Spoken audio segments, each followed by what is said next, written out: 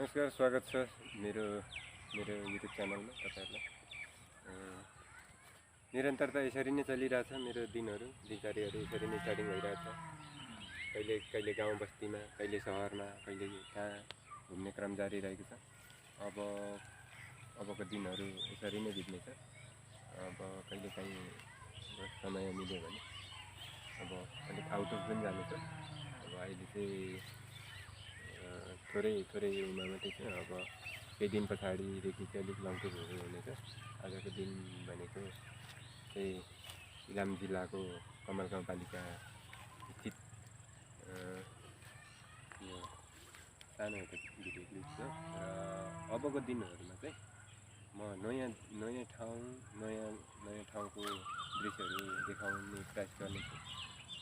I hope तपाईहरुलाई मन पराइदिनुहुन्छ। र यति भन्दै आजको दिन चाहिँ यसरी सुरु भएको छ। हेलो नमस्कार सबैजनालाई। आजको दिन चाहिँ फेरि सुरु भइसकेको छ। नयाँ सानो काम मैले गरिरहेको छु। त्यो काम गरिरहेको छु भने नि भर्खरै त्यसलाई स्टार्टिङ हुँदैछ, सुरुवात हुँदैछ। सुरुवात गर्ने क्रममा आज पनि अर्कै उमा आइपुगेको छु म चाहिँ। अर्कै ठाउँमा,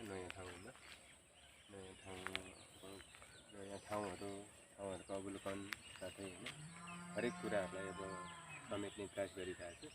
र मैले चाहिँ वास्तवमा यो आफैले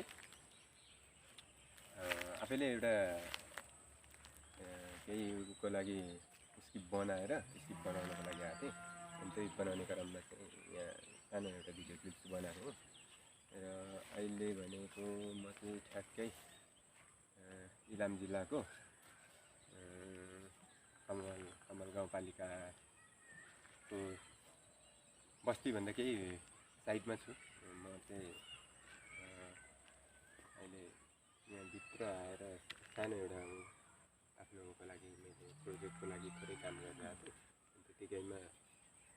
त्यतिकैमा चाहिँ यहाँ आएर एउटा भिडियो बनाउन मन लाग्यो। मेरो क्यामेराम्यानमा हुनुहुन्छ मेरो आदरणीय दाइ। उहाँको नाम चाहिँ नभनिदिनु भन्नुभएको छ। अनि त्यही भएर मैले नाम चाहिँ भनिनँ उहाँको नामको लागि।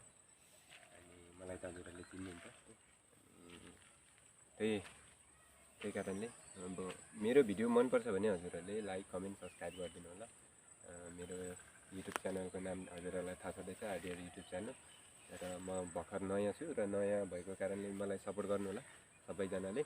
र अब केही दिन पछाडि, केही हप्ता पछाडि आउँदैछ नयाँ प्रोजेक्टको भिडियो। अहिले चाहिँ मैले प्रोजेक्टको लागि केही कुराहरू जस्तै मैले स्क्रिप्टहरू तयार गरिरहेको छु। अब हेरौँ, यो चाहिँ एकदम टिमवर्क हुनेछ है। अब धेरैजना रहनेछौँ यस पछाडि। मैले अहिले चाहिँ स्क्रिप्ट मात्रै तयार गर्दैछु। अब स्क्रिप्टको स्टार्टिङ भइरहेछ। अब यसलाई चाहिँ म केही हप्ताभित्रै यसलाई कम्प्लिट गरेर त्यहाँदेखि फेरि त्यो विषयलाई चाहिँ मैले कम्प्लिट गर्नेछु। र तपाईहरुले हेरिदिनु होला।